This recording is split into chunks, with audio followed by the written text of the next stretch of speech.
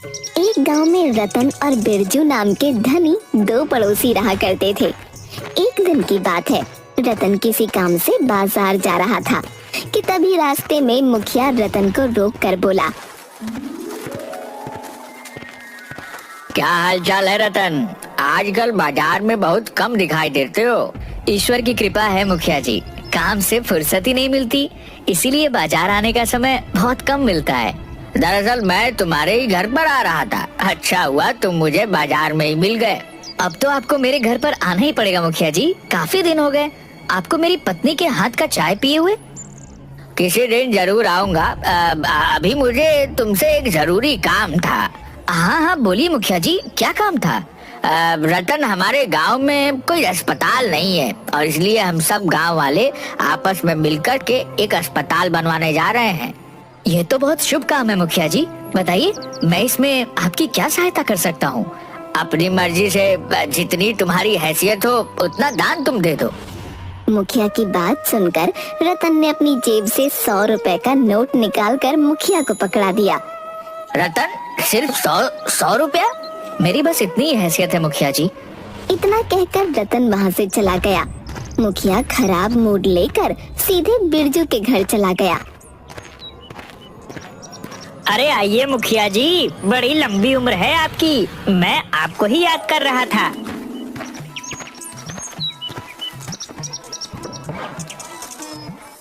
कैसे हो बिरजू? सब कुछ कुशल मंगल तो है ना? ईश्वर की कृपा है मुखिया जी, सब कुछ सही है। और सुनाइए, कैसे आना हुआ? अरे तुमने तो सुना ही होगा कि गांव में एक अस्पताल बन रहा है।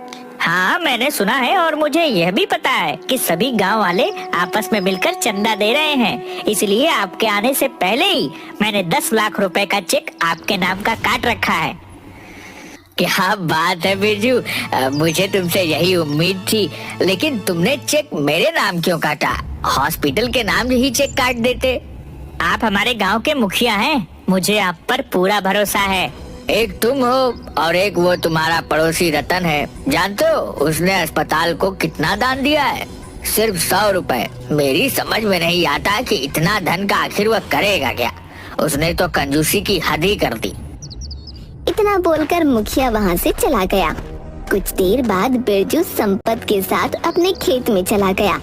संपत बिरजू से बोला, इस गांव में सबसे ज्यादा दान हॉस्पिटल को आपने दिया है, अब तो हॉस्पिटल का उद्घाटन आपके ही हाथ होगा। जब सबसे अधिक दान मैंने किया है तो फिर उद्घाटन भी मेरे ही हाथ होगा। वैसे मुझे रतन से ऐसी उम्मीद नहीं थी, वह इतना कंजूस निकलेगा यह नहीं कभी सोचा था।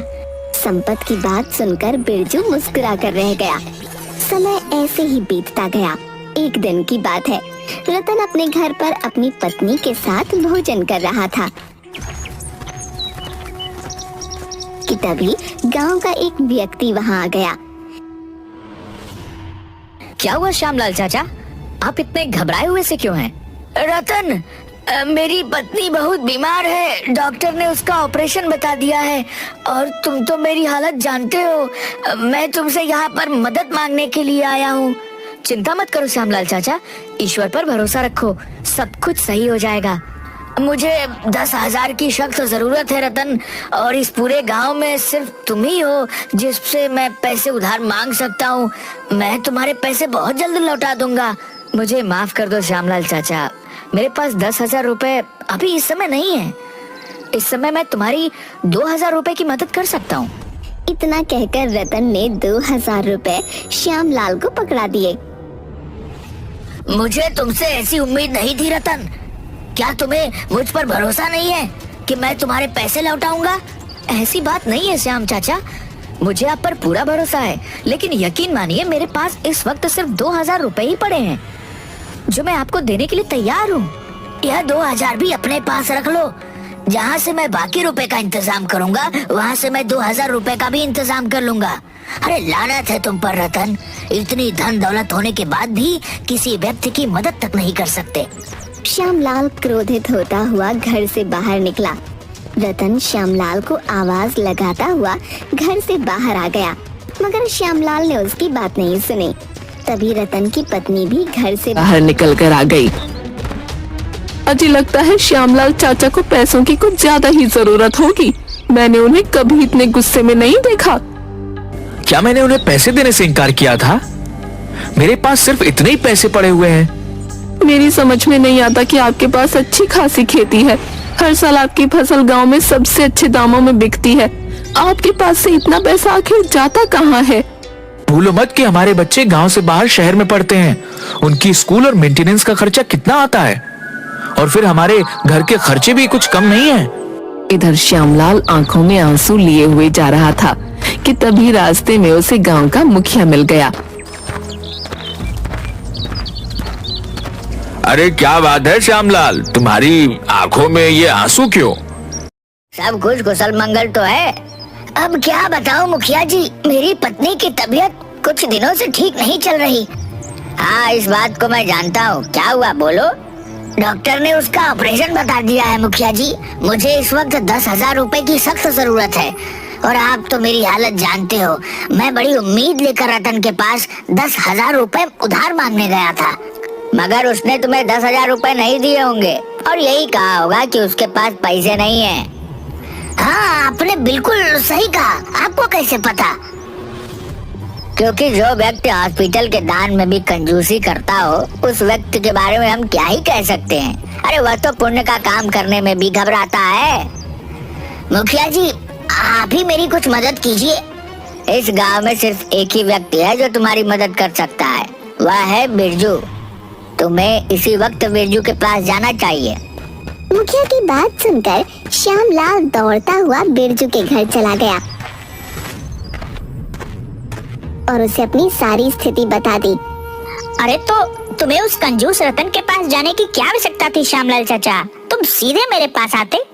इतना कहकर बिरजू ने 20,000 रुपए की रकम श्यामलाल को पकड़ा दी। लेकिन मुझे सिर्फ 10,000 रुपए की आवश्यकता है।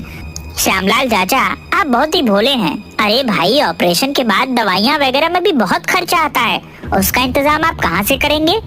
इसीलिए ये 20,000 रुपए आप रख लीजिए। मैं तुम्हारे ये पैसे बहुत जल्द लौटा दूंगा बेटा। श्यामलाल चाचा, इन पैसों को लौटाने की कोई आवश्यकता नहीं है। यह पैसे मैंने तुम्हें अपना पिता समझ कर दिया है, और एक बेटे को अपने पिता के ऊपर किया गया एहसान कोई एहसान नहीं होता, बल्कि कर्तव्य होता है। श्यामलाल खुश होता हुआ वहाँ से चला गया। इतना बोलकर अपने गोदाम में आ गया कि तभी वहाँ पर संपत दौड़ता हुआ आया। ये क्या बिरजू भाई, मैंने सुना है कि आपने श्यामलाल को 20,000 रुपए दान में दे दिए। वो पूरे गांव में आपकी प्रशंसा के पुल बांध रहा है। अच्छा, तो बात पूरे गांव में भी फैल गई। आखिर उस भिखारी को 20,000 रुपए देने की क्या जरूरत थी? मैं आपसे कब से 5,000 रुपए मांग रहा हूँ, मुझे तो आप दे नहीं रहे। बकवास बंद करो संपत। तुम हर महीने अपनी तनख्वाह ले जाते हो, फिर भी अगर तुम्हें पैसे और चाहिए तो मैंने क्या तुम्हें मना किया है क्या? कुछ दिनों बाद गांव में अस्पताल बनकर तैयार हो गया। मुखिया ने अस्पताल का उद्घाटन करने के लिए बिरजू को ही बुलवाया था। सारे गांव वाले अस्पताल के सामने एकत्रित थे। तभी बिरजू की नजर रतन पर पड़ी। अरे रतन, तुम भी अस्पताल को देखने के लिए आए हो? यूं भीड़ में क्यों खड़े हो? रतन भीड़ से निकलकर बिरजू के सामने आकर खड़ा हो गया। रतन, तुम यहाँ क्यों आ गए? कभी तुम्हें ऐसा तो नहीं लग रहा है कि हमारा अस्पताल का उद्घाटन तुम्हारे ही हाथों करवाने का इरादा है? नहीं मुखिया जी, मुझे उद्घाटन करने का कोई शौक भी नहीं है। मैं तो बस ये चाहता हूँ कि गांव में अस्पताल जल्दी शुरू हो जाए, ताकि गांव वालों को परेशानी ना हो। हाँ हाँ पता है, इसीलिए तुमने चंदे में केवल 100 रुपए दिए थे। मुखिया जी, ये बताइए कि अब क्या देरी है? अरे बस डॉक्टरों की टीम यहाँ पर पहुँचने वाली होगी। मुखिया ने इतना कहा ही था कि तभी डॉक्टरों की टीम वहाँ पहुँच गई।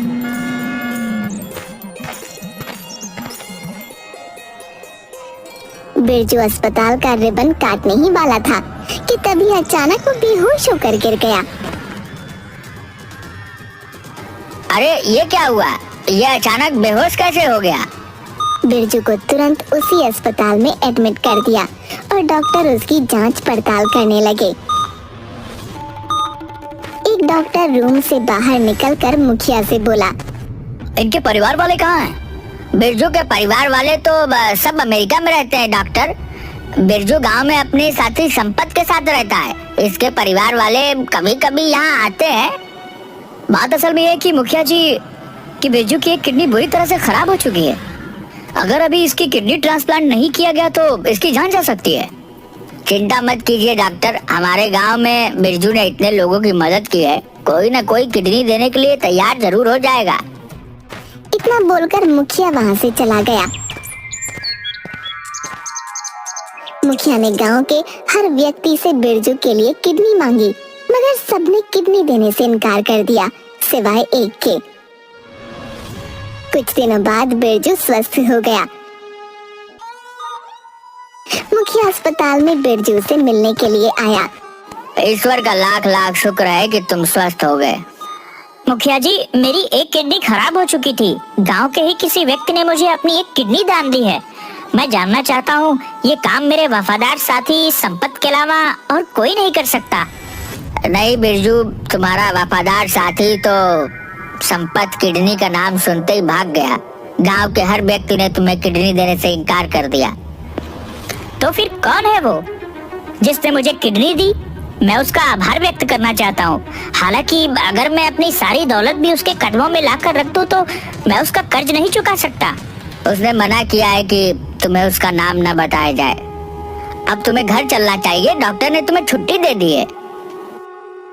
बिरजू मुखिया के साथ अस्पताल से बाहर आया ही था कि तभी एक कार आकर रुक गई। उस कार में से एक वकील निकलकर मुखिया के सामने हाथ जोड़ता हुआ बोला। मुझे माफ कीजिएगा मुखिया जी, मुझे आने में थोड़ी देर हो गई। कोई बात नहीं वकील साहब, तो क्या उस महान व्यक्ति का नाम पता लगा?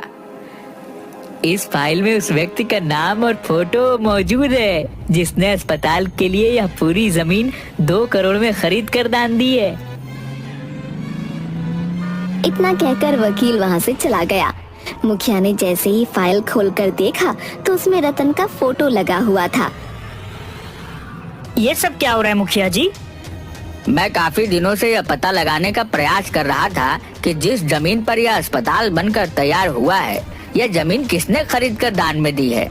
बिरजू, यह जमीन हमारे ही गांव के व्यक्ति रतन ने खरीद कर दान में दी है।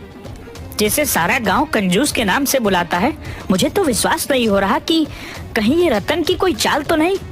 मैं बताना तो नहीं चाहता था, लेकिन अब तुम्हें बता देता हूँ। तुम्हें किडनी देने वाला कोई और नहीं बल्कि रतन है। मुखिया की बात सुनकर बिरजू की आंखों में आंसू आ गए। मुझे रतन के पास ले चलिए मुखिया जी। मुखिया बिरजू को रतन के घर पर ले गया। बिरजू हाथ जोड़ता हुआ रतन से बोला। मुझे माफ कर दो, मैंने तुम्हें कितना गलत समझा।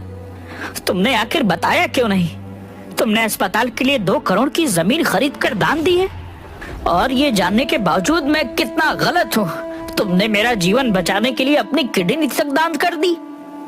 सच्चा दान वह नहीं होता बिरजू जो बताकर या दिखाकर किया जाए। सच्चा दान वह होता है जो छुपा कर किया जाए। सच्चा दान वह होता है जिससे किसी का जीवन सफल हो सके। मैं कितना गलत हूँ मुखिया जी। मैं अब तक लोगों को धोखा देता आया हूँ। मैंने अस्पताल में दान भी दिखावे के लिए किया था। सच यह है कि मैं 2 नंबर का काम भी करता था। मैं अपने आप को कानून के हवाले कर दूंगा और अपने पापों का प्रायश्चित करूंगा। अपने पापों के प्रायश्चित करने के लिए तुम्हारा जेल जाना जरूरी नहीं। बिरजू, तुम अभी और इसी वक्त अपने सारे बुरे धंधे बंद कर दो और अपने बुरे धंधे से कमाई हुई सारी दौलत गरीबों को दान कर दो। फिर देखो तुम्हें तुम्हारे मन को कितनी शांति मिलती है। रतन की बात सुनकर बिरजू मुस्कुरा दिया और बिरजू ने ठीक वैसा ही किया। उसने अपने बुरे कर्मों से कमाई की सारी दौलत गरीबों में दान कर दी।